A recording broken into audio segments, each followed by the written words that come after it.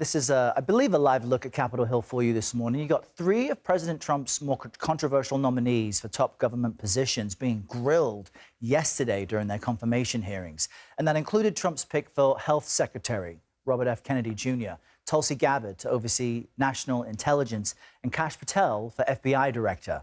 All three defended past controversial statements. It's not an enemies list. That is a total mischaracterization. I want to make certain that in no way does Russia get a pass in either your mind or your heart. I'm offended by the question. If you show me data, I will be the first person to assure the American people that they need to take those vaccines.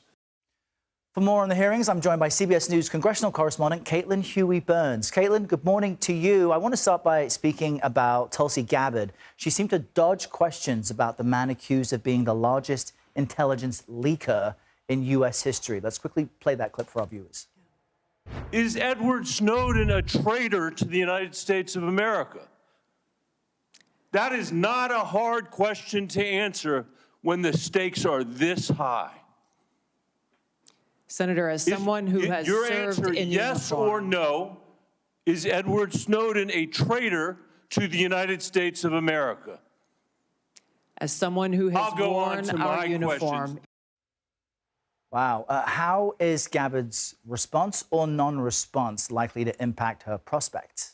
Yeah, that was such an interesting exchange, Errol. And she was also pressed by some Republicans on that same question. Senator Langford, a conservative Republican, was asking the same question, yes or no, do you believe that Snowden was a traitor? And what was significant here is that she dodged the question, saying, well, he broke the law. And then she eventually said that what came of this, though, was an exposure of what she called unconstitutional practices that were later reformed. What's significant about this, two things to keep in mind. First, obviously, as director of national intelligence, this is a huge issue. Second, she really doesn't have any wiggle room here. If just one Republican on that committee votes against her in the committee, that will sink her chances. She's unlikely to be able to move forward after that. So it was just telling to see not only Democrats, that you saw Michael Bennet there, but also Republicans have those same concerns. And some of them coming out of the committee weren't exactly persuaded by her answers. Wow. And I'm curious what stood out to you from Kash Patel's hearing as well. I saw some Democrats pressing him on Trump's pardoning of January 6 defendants.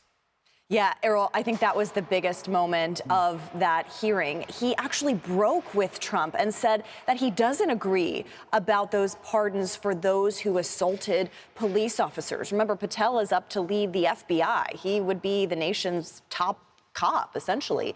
And so that was a telling moment, especially for Patel, Errol, because he is a Trump loyalist through and through. He has been by his side, a top ally and a real firebrand. Some controversial positions, but he's also pledged to, reform the FBI. That's something especially appealing to Trump and the Republican Party base at this point. So to see that break there was notable. However, he really stuck to his alignment with the president. For example, he refused to disavow Trump's false claims about the 2020 election, for example. Patel has pretty much unified support from Republicans. He is very likely to get through. Tulsi Gabbard, though, as I mentioned, faces that steeper climb. All right, we'll continue to watch closely. CHB, thanks so much. Have a great weekend. You too, Errol.